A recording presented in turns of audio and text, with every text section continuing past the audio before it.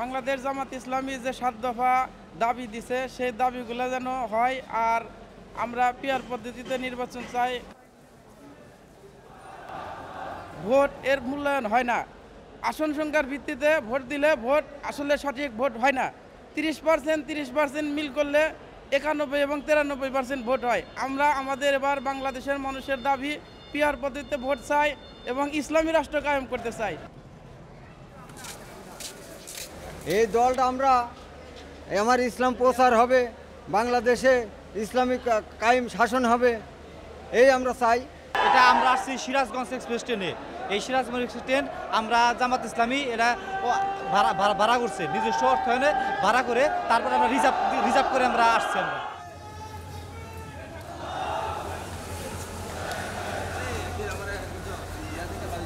জনমানুষের আকাঙ্ক্ষা একটি কাঙ্ক্ষিত নির্বাচন, সেই নির্বাচনের লেভেল প্লেইং ফিল্ড তৈরি হবে এবং আশা করি মানুষ যে নির্বাচনে ভোট দিতে পারে নাই, এইবার ইনশাআল্লাহ একটা উৎসব মুখর পরিবেশ তৈরি হয়েছে।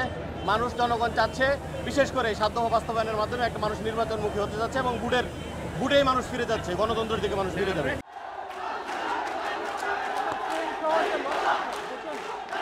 আমরা এখানে নেতাকর্মীরা উপস্থিত ছিলাম এবং কি আমরা রাত্রে যেটা অনুমান করেছি বিভিন্ন জায়গা থেকে আমাদের নেতাকর্মীরা এসেছেন, সব মিলিয়ে আমাদের একটা আনুমানিক ধারণা আর কি আমরা যতটুকু রিসিভ করতে পেরেছি, হ্যাঁ ট্রেনে যতটুকু রিসিভ করতে পেরেছি 10,000-এর উপর হবে রাত্রে চলে আসছে।